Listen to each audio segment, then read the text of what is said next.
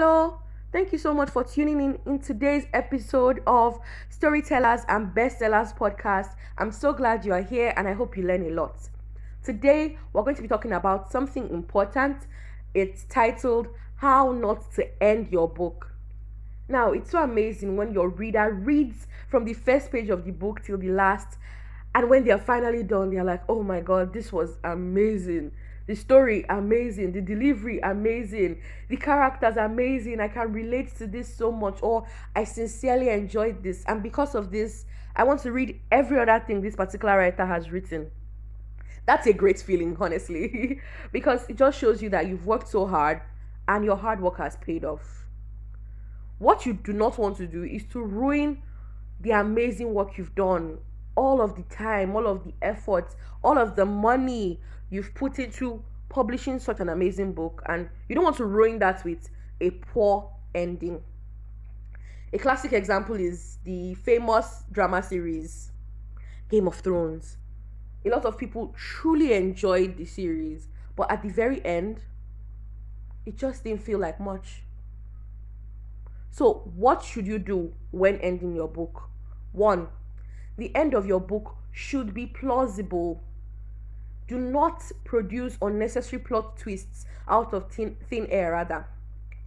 Sometimes writers like to prove to their readers that I'm creative, I have such an imaginative mind, and because of that, they sprinkle plot twists here and there, or in every chapter. In every chapter or every two chapters, there's a new plot twist. And by the time their readers are done with the book, they're like, huh? What?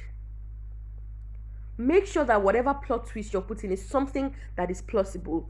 If you have told us in the beginning of a book that a person does not have the ability to do something, if they eventually have the ability to do that thing at the end of the book, explain to us the events that led to that ability. Do not just sprinkle it on your readers and expect them to accept it.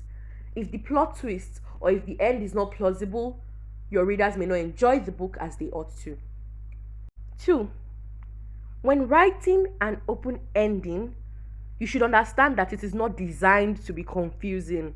So, what is an open ending? An open-ended book allows your readers to imagine and choose an ending that suits them. Note, the book is not unfinished, so whatever end the reader chooses will fit. It is not puzzling. A very popular example is Chimamanda Adichie's Half of a Yellow Sun. We do not know what happened to Kainene, but we can choose to imagine, okay, maybe Kainene passed away, or maybe Kainene came back home. Whatever end you choose fits. The book is still complete.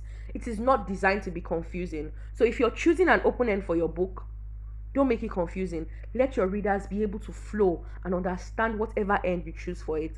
Another example of a book that is open-ended is Omotayo Koleosho's Drowning Fears, which you can find on Okada Books for free. Remember, the goal is to leave your readers in awe of your book when they are done. And you're not supposed to let them be confused or leave them with the feeling of, had I known, I wouldn't have touched this book at all.